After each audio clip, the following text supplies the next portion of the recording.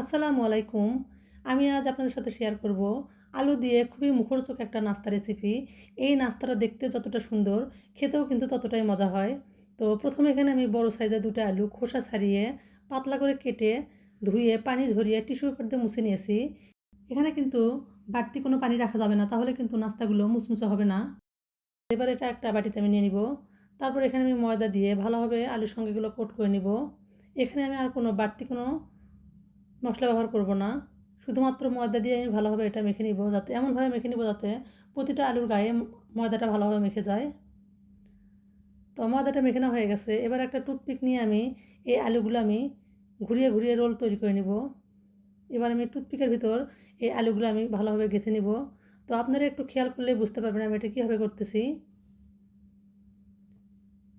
তো আপনাদের সুবিধার জন্য আমি আরেকটা করে দেখাচ্ছি। তো এভাবে আমি সবগুলো নাস্তা রেডি করে নিব।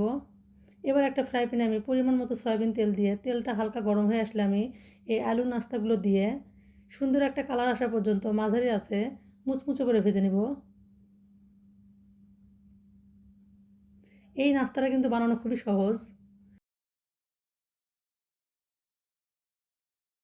বিশেষ করে বাচ্চারা কিন্তু এই নাস্তাটা খেতে খুবই পছন্দ করে, আর এটা খুব সহজে ঝটপট তৈরি করে দেওয়া যায়। তো নাস্তাগুলো আমি সুন্দরভাবে এপিট ওপিট করে ভেজে নিব। তো নাস্তাগুলো আমার ভাজা হয়ে গেছে। এবার এগুলো আমি তেল ঝরিয়ে উঠিয়ে নিব।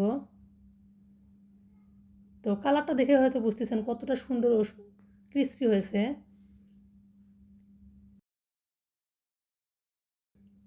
এবার একটা বাটিতে আমি বিট লবণ, মরিচের গুঁড়া, ভাজা জিরার গুঁড়া দিয়ে একটা মশলা তৈরি করে নিব।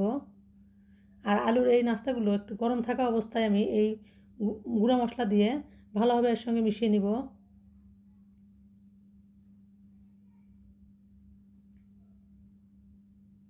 তো নাস্তাটা তৈরি করা হয়ে গেছে।